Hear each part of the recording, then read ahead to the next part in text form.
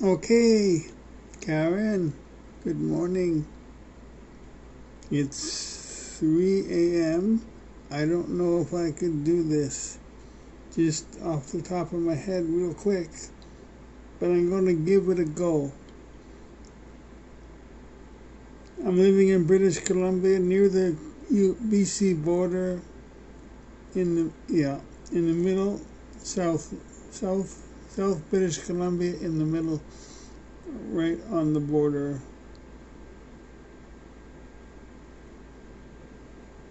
Okay. A lady phoned me one day about, just say 10 years ago. No, more than that. 15, I guess. 15 years ago. And she lives in a town of 4,500.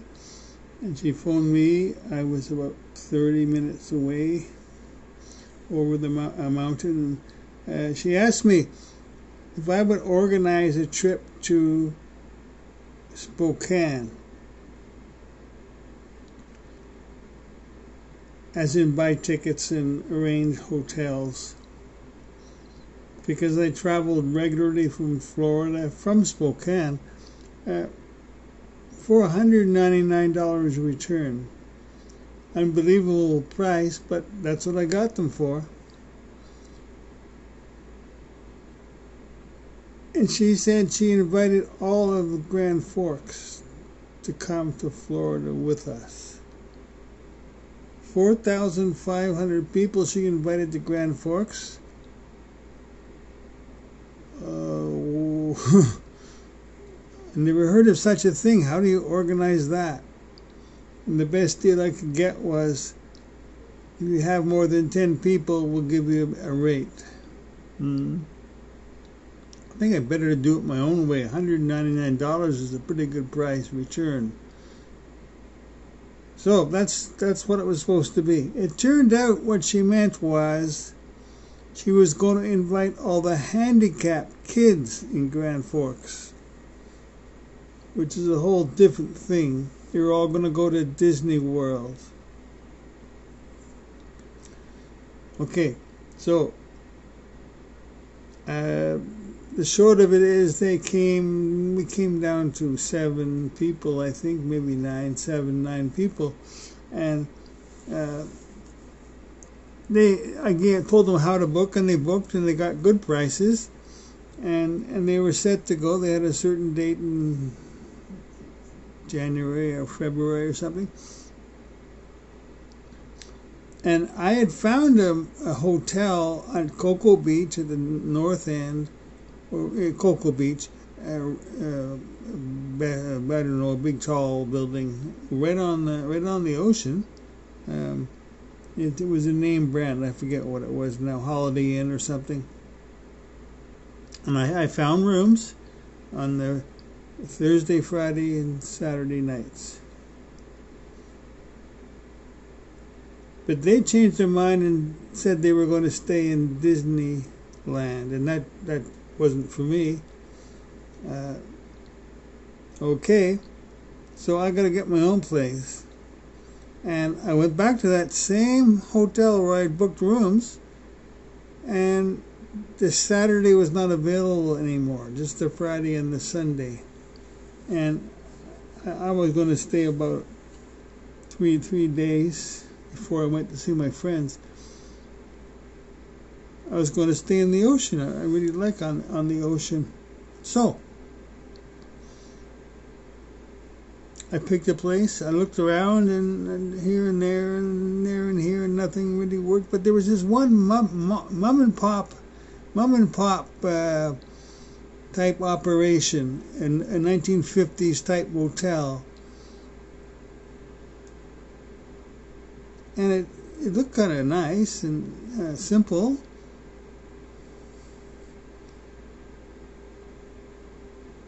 And it was on the ocean, or I thought pretty close to it. Property was on the ocean. Motel went sideways. It went long ways from the ocean. So still, you weren't far away from the ocean. Okay, day of the flight. And that day before the flight, I left my house and I went to their place and drove my car, took a wheelchair with me.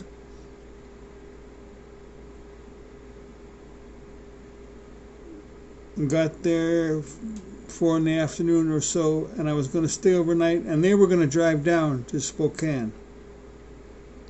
So I stayed overnight. I get up at just before 4 in the morning to run my tournaments, as I do, as I did. Ran the tournaments. We left the house about 8 o'clock in the morning. We came to the border, crossed the border, went down to Spokane, went to a parking lot. A bus came to pick us up. I moved the wheelchair, or had them move the wheelchair over to the bus, and on the way to the bus I realized I had no legs to the wheelchair. I left them in my car. When I transferred from my car, I left the legs to the wheelchair back in Grand Forks. Oh my. Now the wheelchair is no good to me, so we abandoned it in Spokane. Well, we left it in his car for when he came back. So I went with no wheelchair. Okay, so we skip. We fly to Orlando. We get this is we left at 1 o'clock or 1:30 in the afternoon from Spokane, which is unusual for me. I always go in the daytime, very early in the morning. But this time we went in the afternoon. And we were a bit late getting to Spokane. Instead of 11:20, it was just before midnight. We got our baggage, and we borrowed a wheelchair from their airline. And my friend was the husband of the wife that asked for this thing to be organized. He pushed my wheelchair because I was tired at that point. I'd been up since 4 in the morning, and now it's midnight their time, and I'm not feeling like I can do a whole lot. If you don't know it, I have they call it multiple sclerosis, and I've had it quite a long time, and it causes some problems. So we're going from the baggage collection to the rent-a-car place, and he's going in a different rent-a-car. He's going on something or other, and I'm going to Enterprise. And as I'm getting there, he wheels me to the place and leaves me there. And I stood up. I could stand a bit. Well, I could stand. I had a cane. That's how I was going to get by outside the airport. And I said, I don't really think I can rent a car. I just feel so wiped out. And she said, sir, we just want you to be happy. Oh, that was so nice. Okay, well, let's see what happens. Filled the forms out, and I said, well, look, your cars are across the street and in a big parkade, and I don't think I could probably walk. I could walk there with the cane, but I can't pull my suitcase at the same time. It's not going to work. And she said, sir, my partner is going off work at midnight, and he'll be happy to wheel you over to the car rental place. Oh, that's wonderful. And so he did. At midnight, he got off work, and he wheeled me over to the car place, through the car place, and past the guy that fixes it all up, and they gave me the car. And they said, oh, sir, your car is not available. It was a small little car. So we've upgraded you to a Chevy Malibu. Oh my goodness, that was a nice car. I mean, it was the perfect car. Bigger. Oh, loved it. Got directions leaving the carport. How do I get? I know where I'm going. I'm going up to a highway. And then on the highway, I'm turning right, and I'm going directly to the ocean. 1 hour to the ocean. And then I'm turning and going south for a half hour. What could possibly go wrong? I mean, it's so simple, straight roads. 1 hour one way and a half hour back down. and I'm there. I'd made reservations at this place, obviously. Okay, so I left the airport, and he did tell me, make sure you stay in the left lane because the highway splits before you get to the fast road, and yeah, make sure you're on the right side, or you're going to go in a different direction. So I go along, and I get to the place where the road splits, and I'm on the wrong side. I'm on the right side. I got to go over to the left side, and there's no traffic really, not too much. And so I'm gonna just go over. Oh, it's already split, and there's two white lines getting wider apart. I thought, well, I'll just drive over those white lines, and I'll get back in the left lane, and I'll be okay. So I went over the two white lines, but they weren't white lines. They were little dividers, about, I don't know, that much up off the ground. And the tires went over them, thump, thump, thump, thump. And, oh, my goodness. And on the other side of the divider, the tires went thump, thump, thump, thump, thump, thump. And if it went faster, they went thump, thump, thump, thump, thump. And if it went slower, they went thump, thump, thump, thump. I thought, I just wrecked a brand new car. I just got it, and I wrecked it already.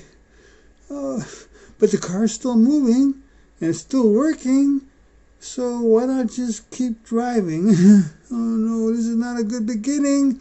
And I get to the road, the fast road that I wanted to go on, and I turn left, and I'm heading in a straight line all the way to the ocean. No, what could go wrong? And the tire was going thump, thump, thump, thump, thump, which is not a good sign. I eventually pulled over, and I looked underneath the car, and I could see nothing wrong with it. And of course, as it came to a stop, the car went thump, thump, thump, thump, slower. But when I got back in it and I started to go thump, thump, thump, thump, thump, thump, thump, thump, thump.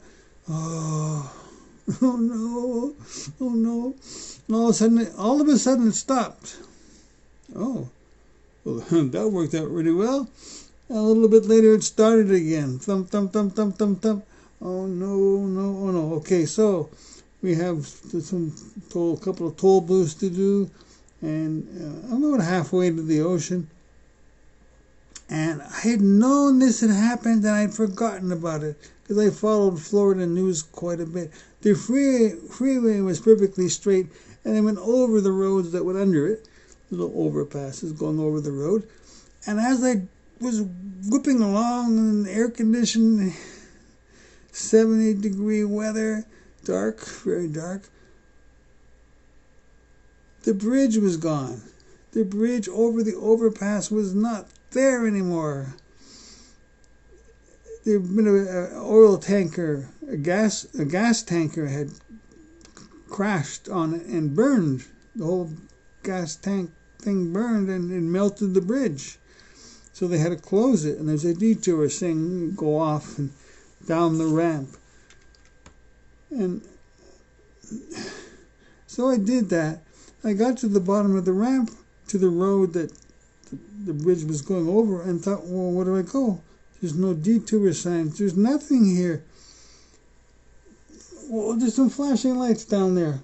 So I went towards the flashing lights. I turned and went down the road to the flashing lights, and the flashing lights were a paving team, paving a highway, paving a road at midnight. All these lights, and that's not the detour. Well, so I went past them, and there was a little village there, and I looked. Everything was lit up, but nothing was open. It was all closed. So I couldn't ask for directions. Why is there no detour sign? And I kept driving, and I ended up going to deep woods. And this is not right. I shouldn't be in deep woods after midnight. 12:30 at night. I'm driving in deep woods. I better go back. So I went back and went by the paving machines, and they looked down from the top of the machines because they were way up there. And they sort of looked down and, what's that fool doing? Yeah. Well, I'm just trying to find a way here. I went back to where the overpass was burned down, and then I realized, oh, how could I have missed it? How you go around a detour like that is you go off down the off-ramp, And when you get to the road at the bottom that the bridge was built over, you go on the ramp on the other side and go back up. So you just go around the bridge that way. Down the exit ramp, cross the road at the bottom, on the entrance ramp, and you're back on the road. Well, that was a bit of a adventure. Wasn't necessary, but well, that was something. I carry on to the ocean, and I know I'm near it, and it's a big turnaround spaghetti type road thing. And I thought, well, I should just go south. So I headed south, but it wasn't really south. The exit I took looped around and went back underneath the road and headed north. Oh, I didn't do that one very well. So now I'm heading north. It's 2 lanes, 4 lanes, 2 lanes each way, and it's separated, so you can't go from one side to the other. So I got to go to a place where I can cross over and go back again. But there was nothing, and it was all lit up. All the road was lit up, and then I came across these 4 parking lots to my left, bigger than. Each parking lot was the size of 2 shopping malls without the mall. They were just huge parking lots, all lit up, and with parking places. You could see the parking lines, and no cars in all 4 of them. And I thought, where have I gone? I've gone into outer space or something. This is getting 1 o'clock. What is this place? I don't want to be here, and I can't go back. There's nowhere to turn around and go back. And outer space was a good term to use because it turned out it wasn't that far from the Kennedy Space Center, Cape Canaveral. Anyway, I did find a place to turn around, and I started back again, and I kept looking at those 4 parking lots. What does that mean? It turns out they were the parking lots for the cruise ships, but there was no cruise ships at this time. But I didn't know that. I just thought I was in weird land. I got back to the road I'd come from. I just kept going because it was going south, so I just kept going. I went into deep woods, and eventually, and the highway was called A1A, and I didn't want A1A. What does that mean, Highway A1A? They didn't know what the highway was going to be called, so they called it Highway A. And then someone said, no, we'll call it 1. And someone said, no, we'll call it A. And they ended up calling it A1A. What kind of road is called A1A? I wanted Atlantic Avenue or Highway. Well, I wanted Atlantic Avenue. Yeah, that's what I wanted. So I came to some lights. I came out of the woods and I came to some lights with regular things like gas stations and Burger Kings and all that stuff. Okay, I'm going to go to the first place and ask for directions because turns out I was going the whole way the entire time. I was doing everything exactly right. I came to a Circle K and I turned off the road to the right and I went into the Circle K all lit up. And I parked in the front, and I looked and thought, it's all lit up, but I don't think it's open. And it wasn't. And right then a car pulled in really quickly off the road and pulled right beside me. And I thought, I'll ask him. But he didn't stick around. He backed up and left. I think maybe he was a security guard. And when I had pulled up to the building, I had set alarms off because, they're like that. Didn't want to get broken into. And he came and saw that I was okay, and he left again. And I thought, well, no, don't go away. I need some help. No. So I went back to the side road and headed back to the main road again to A1A. But I thought, no, wait. I have the phone number to the place I want to find. And I was new to cell phones. I could just give them a phone call. So I called the place, and I got a construction company closed. I thought, well, that's not right. So I did hit redial. Of course, I got the same thing. construction company. I thought, oh, great. I got the number for the motel and I can't call it. Turned out I had dialed one number wrong. Just in dialing, I had the right number on the paper, but I dialed it wrong. And of course, I redialed it wrong too. Oh no, and just then a policeman came around the corner. And I thought, oh great, the police, they'll help me. But the police went by me and just parked down the road a little bit.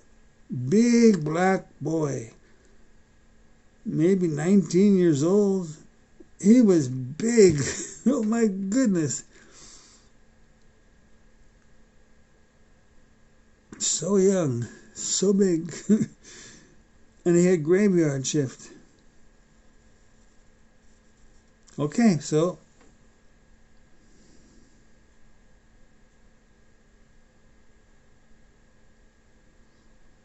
I got to get up and talk to him. So I got out of my car and I had the cane. And I wasn't too stable with my feet. And I think he thought I was a drunk.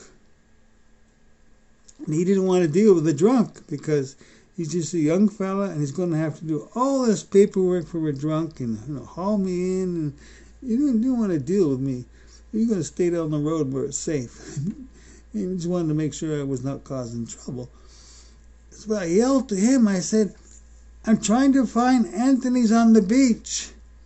And he said to me, he yelled at me, never heard of it. Oh. Well, if the policeman's never heard of the place, I mean, everyone would know where the motels are, and he didn't know. Oh, I'm trying to find Atlantic Avenue. I forget the number, 3690 Atlantic Avenue or something. And he said, and this was most helpful, it said 3695 South Atlantic Avenue. Yeah, that was the address. He said, this is north, go south. Oh, that's good. I just go south. All right. So I got slowly back in the car and I'm ready to go. And the gentleman called out to me, Atlantic Avenue and A1A are the same thing. And I never knew that. Highway A1A and Atlantic Avenue are the same thing. So I went down Atlantic Avenue and I was happy again because I was on the right track the whole time. But the road split. Suddenly I didn't have a oncoming road. I just had this other road that went off to the side a bit and through a downtown, and I just had faith that they would join again someday and I'd be back in familiar territory, which they did. And we went down the roads until it came to 0, and then we started 1, 2, 3, 4, 4th Avenue, 5th Avenue, so on. So I just got to get down to whatever my number was, 36th Avenue, 37th Avenue, and there will be the place, right? Well, I got my rights and left mixed up when I told this story, so you just have to switch them where I mixed up. I have to go down there. So I'm going down there, but now there's no more crossroads, and I can't see what the numbers are. There was number 12, and then there was no more. There was no 13th, 14th, 15th, or 16th, so I didn't know how far down the road I was, and there was no house numbers. I kept looking for building numbers, and there was nothing. But I kept going, and I kept looking for building numbers. Nothing. And at this point, there was no traffic because we were 2 o'clock in the morning or something. And then kind of a sad thing happened. I ran out of buildings. There was no more buildings. It was just, I'm back to a 4-lane road, two on each side, and you can't cross over. So I have to stay in my lane, and off we went into the dark. And there was nothing there, nothing. First chance I get, I'm going to turn around and go back, and the first place I come to, I'm going to drive in. I don't care what the place is, I'm going to drive in. So I went down quite quite far down, and I found a place I could cross over and go back again. I went back again. First place I come to, I'm going to drive in. I don't care what it is.